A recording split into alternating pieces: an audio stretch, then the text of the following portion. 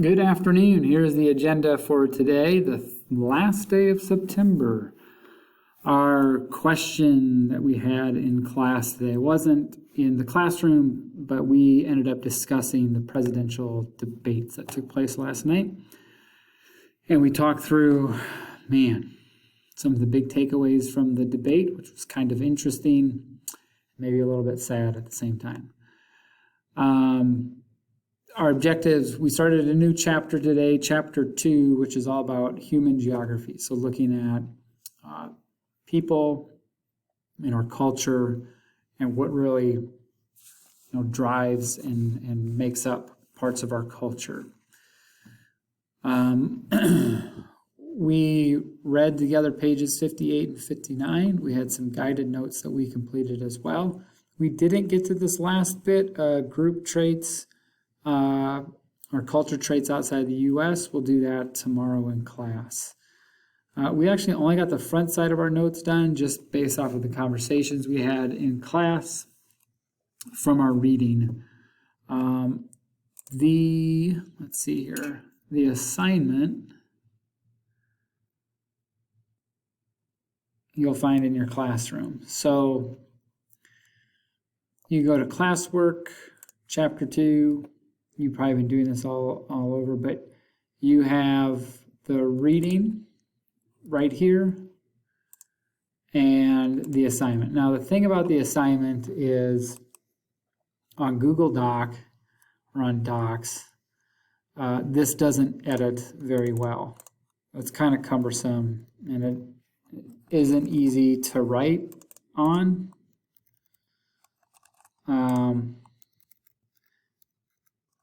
So what I had, this is showing you it doesn't line up perfect. It's not great. I think I didn't format this very well. What I had some other online students do was they just did this on their own separate piece of paper, but they made the same structure. So we have a tree diagram to come up with the 3 big ideas from each one of the sections in our reading. So if we look at our reading, there's 3 main sections: expressions of culture, civilizations and culture region. For each one of those sections, we came up with 3 big ideas, except for the last one. There's only going to be 2. So for culture, the first one that we came up with was the definition. So the definition of culture is how people in a region think, behave, and live. And once we had that down, the other big ideas that students came up with for expressions of culture was how we see culture expressed or shown by people all over the world. So we wrote down examples of expressions of culture, and would include things like language, religion, and customs. And then the last section there, one of the big ideas that students felt like we should include were symbols. So how symbols come to show or reflect parts of culture.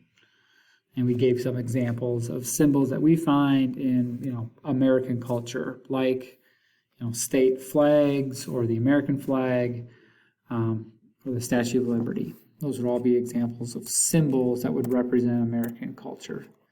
So what you need to do for the next 2 sections is come up with 3 big ideas for civilization and culture, and then 2 ideas here for culture regions.